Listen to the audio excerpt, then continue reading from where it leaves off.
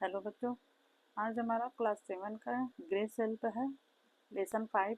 इसका चैप्टर हम लोग पढ़ चुके थे और क्वेश्चन आंसर हमें लिखना है। तो आइए हम अपना क्वेश्चन आंसर लिखना स्टार्ट करते हैं।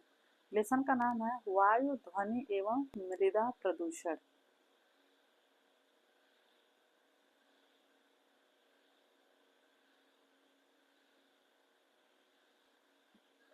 यहाँ पे है वस्तुनिष्ठ प्रश्न, रिक्त स्थानों की पूर्ति कीजिए।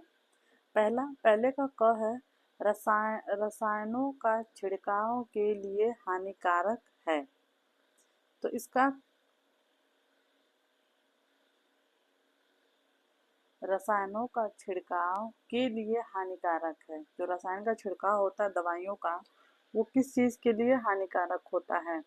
तो पहले में हम लोग लिखेंगे स्वास्थ्य। पहले में लिखेंगे स्वास्थ्य। रसायनों का छिड़काव स्वास्थ्य के लिए हानिकारक है। अब है ख नंबर। पहले का ख, वायु प्रदूषण रोकने के लिए का प्रयोग अनिवार्य है। वायु प्रदूषण रोकने के लिए किस चीज का प्रयोग अनिवार्य है? तो इसमें लिखेंगे CNG का प्रयोग अनिवार्य है। वायु प्रदूषण रोकने के लिए CNG गैस जो होती है उसका प्रयोग करना अनिवार्य है, जिससे वायु प्रदूषण रोका जा सकता है। तो दूसरे में लिखेंगे CNG। उसके बाद है ग नंबर। पहले का ग, विश्व मृदा प्रदूषण दिवस को मनाया जाता है। विश्व मृदा प्रदूषण दिवस कितने तारीख को मनाया जाता है, कौन से महीने में? तो इसमें भरा जाएगा 5 दिसंबर को मनाया जाता है। तीसरे में लिखेंगे 5 दिसंबर, मृदा प्रदूषण दिवस 5 दिसंबर को मनाया जाता है। अब है दूसरा नंबर, अति लघुत्तरीय प्रश्न। अति लघुत्तरीय प्रश्न पहला है, CNG का पूरा नाम क्या है? CNG का पूरा नाम क्या है? अति लघुत्तरीय प्रश्न का दूसरे का क है, CNG का पूरा नाम क्या है?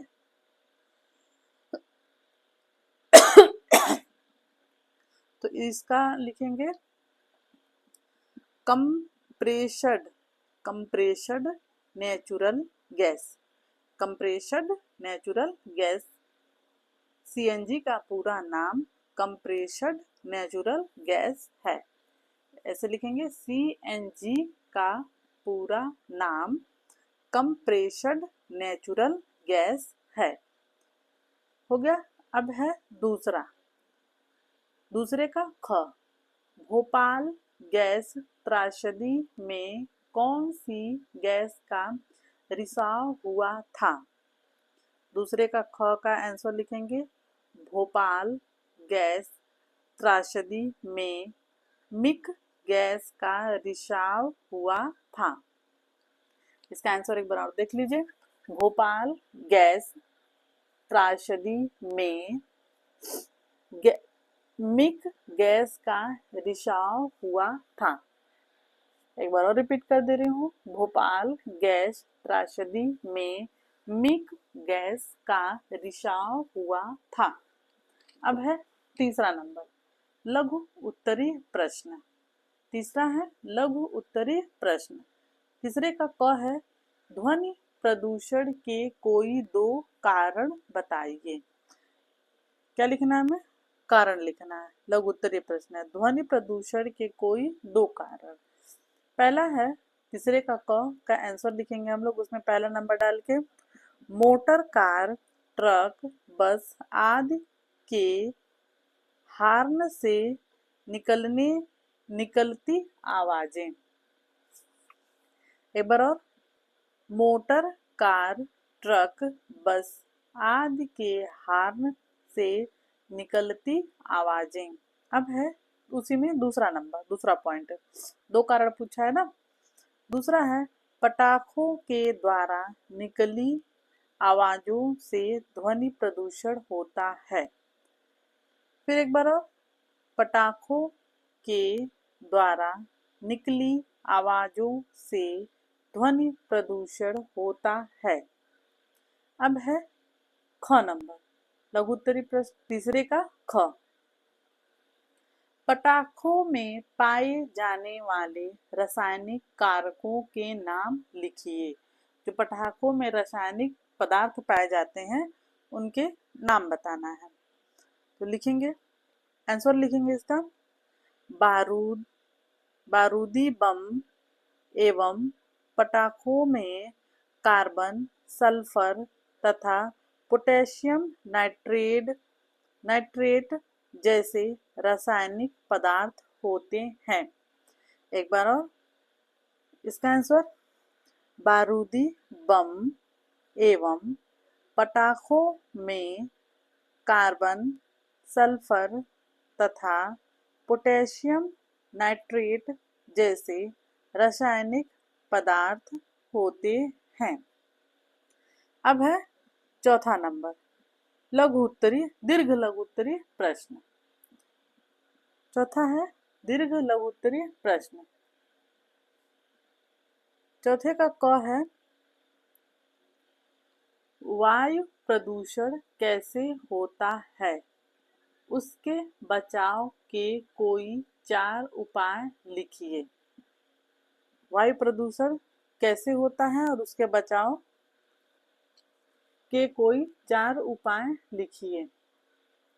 इसका आंसर है, वायु प्रदूषण के कारण भिन्न प्रकार के ईंधनों के जलने से उत्पन्न धुआं, ज्वालामुखी से निकली राख, आंधी तूफान के समय धूल व वनों में लगी आग का धुआं वायु प्रदूषण करता है। शहरों के कल कारखाने, यातायात के साधन व जनरेटर वायु प्रदूषण करते हैं। तो गांव में थ्रेसर वायु प्रदूषण करते हैं। इसी प्रकार रसायनों का छिड़काव जो मलेरिया नियंत्रण के लिए तथा कृषि फसलों में किया जाता है, वायु प्रदूषण के कारण है। वायु प्रदूषण से बचाव के उपाय, पहला लिखेंगे, वायु प्रदूषण कम करने के लिए हमें वृक्षारोपण करना चाहिए। दूसरा है, रसोई घर, शौचालय तथा पशु बांधने का स्थान स्वच्छ रखें। तीसरा है, नाली साफ रखें, खुले में कूड़ा न फेंकें और न शौच जाएं। चौथा है, त्योहारों व शादी विवाह के अवसर पर पटाखे न छोड़ें। पांचवा है, सड़क पर चलने वाले वाहनों के धुएं से बचें। छठा है, सोते समय खिड़की व रोशनदान खुला रखें। अब है चौथे का ख नंबर, मृदा प्रदूषण न हो इसके लिए आप लोगों को क्या सुझाव देंगे। इसका आंसर है, मृदा प्रदूषण को रोकने के उपाय। आंसर लिखेंगे, मृदा प्रदूषण को रोकने के उपाय।